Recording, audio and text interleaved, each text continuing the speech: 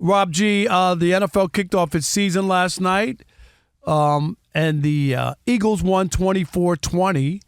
I think people, the spread was 8.5. A lot of people think that the Cowboys are no good, and now with no Micah Parsons, it's going to be all done, right? And they're finished. They're going to lose 15 games or whatever it is. It certainly didn't look like that last night. Yeah, they came up short, but if you watch that game, the Cowboys gave Philly everything they could handle. And in fact, if CeeDee Lamb catches 2 of those 4, did not turn into them. CeeDee Lamb chops, Lamb shanks. Lamb shanks. You know what I mean? Good. Chops are top chops of the line. are delicious. Dallas wins that game, and you mentioned that he had a couple of key drops, but the most egregious one, late in the fourth quarter on third down, Dak Prescott feeling the pressure, steps up in the pocket, lofts a beautiful ball about 40 yards down the field, hits CeeDee Lamb between the 8 and the 8, bounces off his chest, off his hands, incomplete. If he would have caught that ball, Dallas is in the red zone, down by 4, with the ability to, number 1, run out the clock, and number 2, win that game. Unfortunately, that didn't happen. And then later on in the 2-minute drill, 4th down and 3, CeeDee Lamb, one-on-one on the outside, gets open on a go ball, and for whatever reason decides he has to lay out and dive for a pass that he could have just kept running towards. I think it was in his head at that point. Of course, bounces off his fingertips, incomplete. Eagles win the game. But, as you mentioned, Cowboys were right there. Right. I thought their defense was going to fall apart because, they traded Micah Parsons, my God. And I'm not going to sit here and go like Micah Parsons isn't a great player. Mm-hmm. He is. But I hate to break it to you. One guy, if you're talking about a quarterback, like an all-time great quarterback, you take him off your team, your season's over. I got that. Most players, though, I'm sorry, they're not going to be the difference that much. And that's what you saw. Their defense wasn't holds all over the place, and they couldn't, oh, my God, how are you going to operate? Other guys can play football, too, and you get in there, and are they losing a great player like that?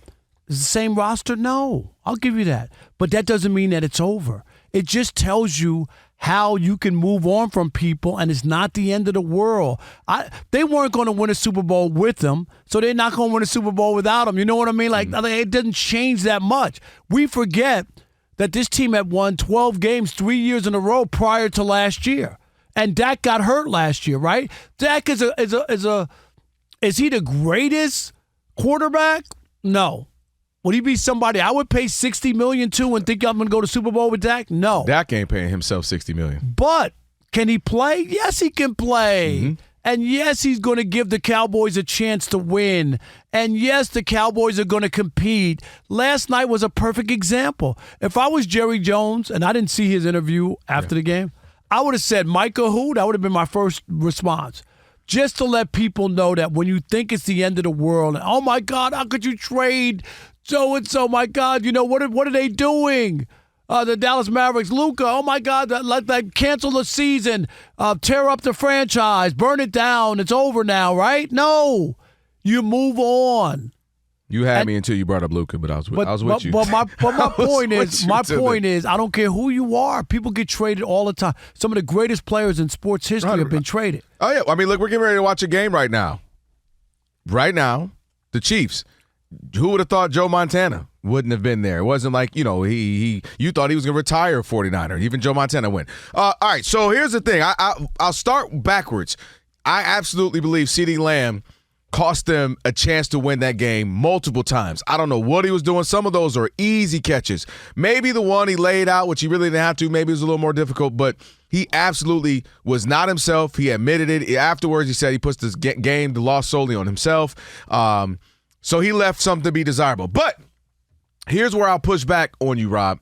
I totally get what you're implying, right? CeeDee Lamb makes a couple plays here or there. They got a chance to win this game. But I look at things like this. Where Micah or someone of his ilk, maybe it's Aiden Hutchinson, maybe it's TJ Watt, maybe it's little plays they make. They might only make 2 to 3 plays in a game, but they can be huge, right? It's 3rd and 8, they got that huge sack. They strip a guy of the ball, they make a fumble, they cause a fumble. So they can make those special plays. Not that he's going to all of a sudden, have 4 sacks and 2 interceptions, not that. And I think there was a chance for that in the first half because The Eagles, the Cowboys offense is thriving. And you're like, this is when you and I were talking during the season. I kept telling people, Jerry Jones and the Cowboys believe we're a 12-5 team if everybody's healthy. Last year for them, they don't want to hear it. They washed it out. We don't even remember that. Because all we know is we're 12-5 when everybody's healthy. That's what they sold themselves on. So the first half looks like that version.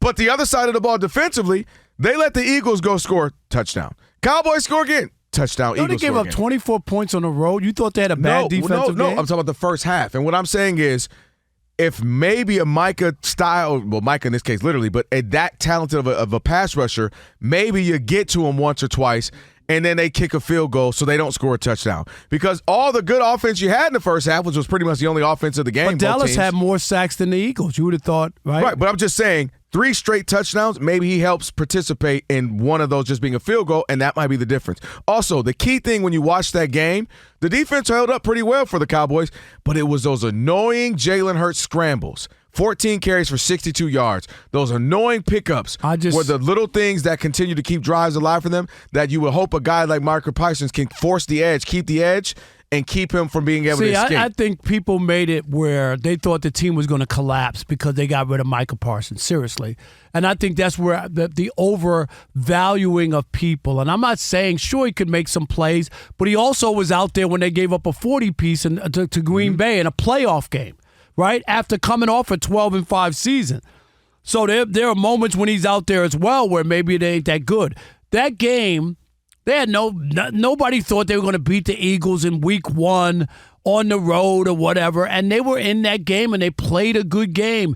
And yes, could he have made a play or two? Sure. But all my point is, you move on from people, and it ain't the end of the world. And I think people sometimes overvalue people. I told you, in football, a quarterback is the most. You take certain quarterbacks off a team, I'm with you. You got no shot. You lose your starting quarterback in week 1, your season's over, right?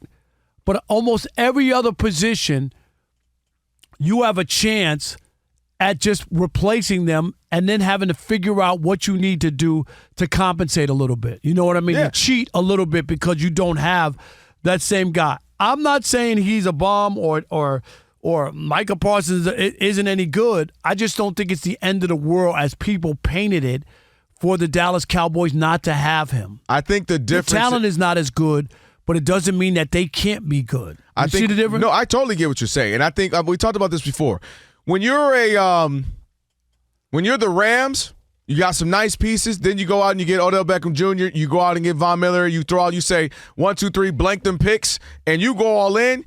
That to me, yes, because we got a good squad, we got our quarterback, we got our coach, we got a nice system, and you add some pieces. And the Cowboys still aren't quite there where just having Micah alone would have made that difference. But by one thing I will say is a guy like that, the reason why they're so coveted, the reason why the Packers paid him that money, and T.J. Watt just got that money, and Hendricks just got that, Trey Hendrickson just got that money. These guys get that money because they just need 3 special plays. I don't need you to be a linebacker to get 15 tackles in a game. You don't have to be a safety that got 8, 9 tackles in a couple pass deflections. Okay, so T.J. Watt, right, with the Steelers. Tell me the 3 plays that they made because they haven't won a playoff game in 9 years. Well, me and you been their quarterback. Okay. Right? Me and you been quarterback. He's never won a playoff game. I know. Okay, so that's what I'm trying to tell you. And why? Because they don't have a quarterback, which is a more important position. Agree. There's 6 or 7 people in this league that they make the absolute difference. And right? they gave them all that money, but it hadn't won them anything. But what I'm saying, so let's go back. Let's go to the trade. The Packers trade for Micah because they say, we got our quarterback we believe in to the tune of a bunch of money. He's our guy. We're set. We got a nice young linebacker core. We've got a couple of DBs. They feel as if they have a really good roster, one of the best rosters in this league, and they're also very young. They're like, we're ascending. So they paid Micah to literally just come out and make 3 plays a game.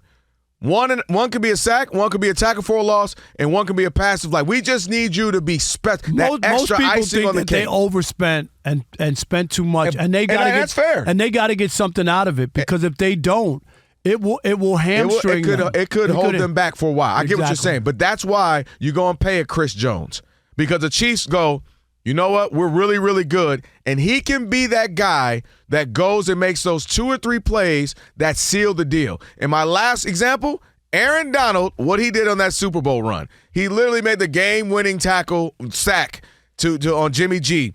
Like, when you get that guy and you have a good roster, all I need you to do is be special, make those icing on the cake plays. Except for that bad pass interference call that set up a 1st and goal at the 1. That's how they won that Super Bowl. That's how they won it? Yeah, they won Aaron Donald going back there? Well, no, do you remember that? On 3rd down. I mean, Joe Burrow, by the way. I meant Joe Burrow, what I meant on that side. It was a bad call in the end zone that changed that game.